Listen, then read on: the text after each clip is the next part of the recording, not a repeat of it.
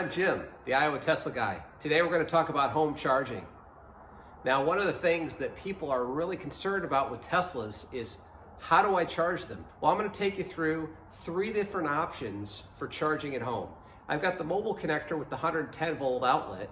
I've also got an adapter for the mobile connector to a 1450 outlet or a dryer outlet you might have in your house. And I also have the Tesla wall charger. So how do they stack up? I'm going to show you.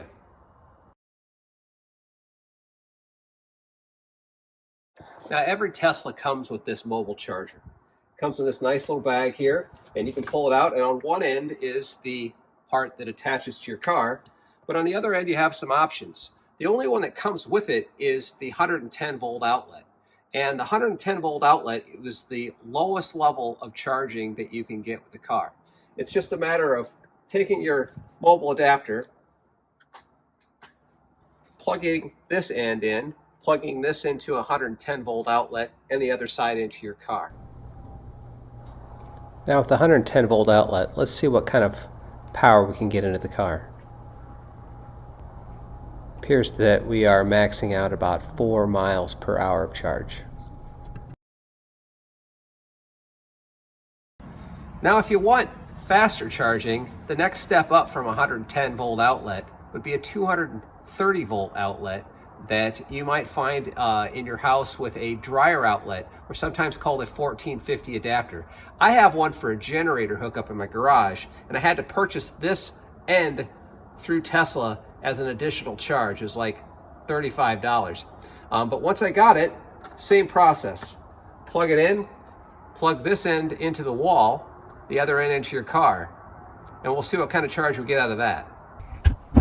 So once you plug that in, what you'll see is the power will ramp up to the 32 amps, or about 30 miles per hour with this adapter.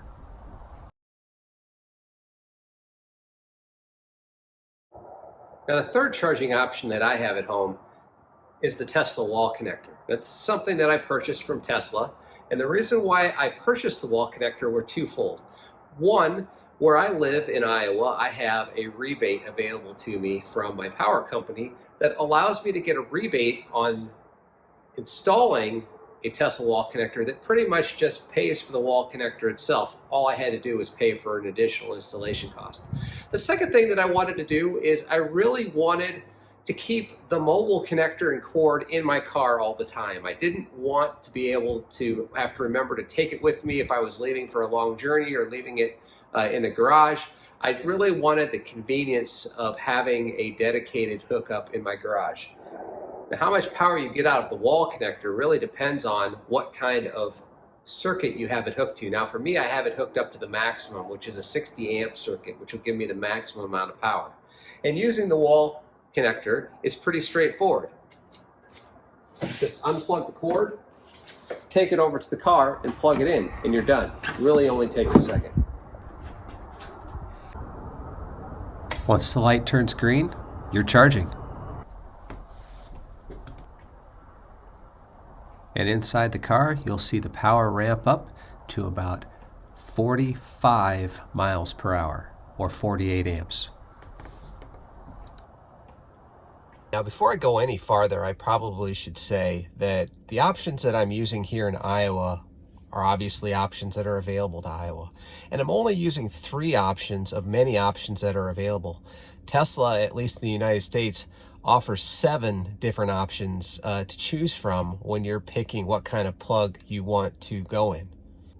In my case, I use the 515 adapter, the 4030 adapter, and the Tesla adapter for the wall connector. But there's also the 520, the 615, the 620, the 1030, the 1430, and the 650 adapters, and they all depend on just what you have in your house or what's best for you. So I guess we just cut to the chase. So how did everything wrap up? We already showed that with the 115 volt outlet, we got about 4 miles per hour of charge. What does that mean in real life?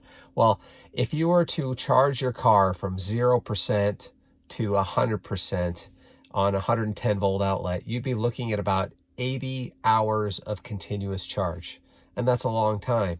But for someone that's got a relatively short commute, and you're using no more than 10 to 15, 20, 25 miles a day, 110 volt outlet might work out perfectly fine if you have the ability to charge continuously overnight.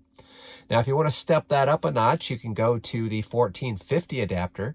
And with that type of plug, we were able to get about 30 miles per hour of charge. And what that equates to from 0 to 100% is about 11 hours total. So easily a long day overnight will get you there. And normally you don't go from 0 to 100. You're going maybe from 20 to 80%. So that gets even shorter.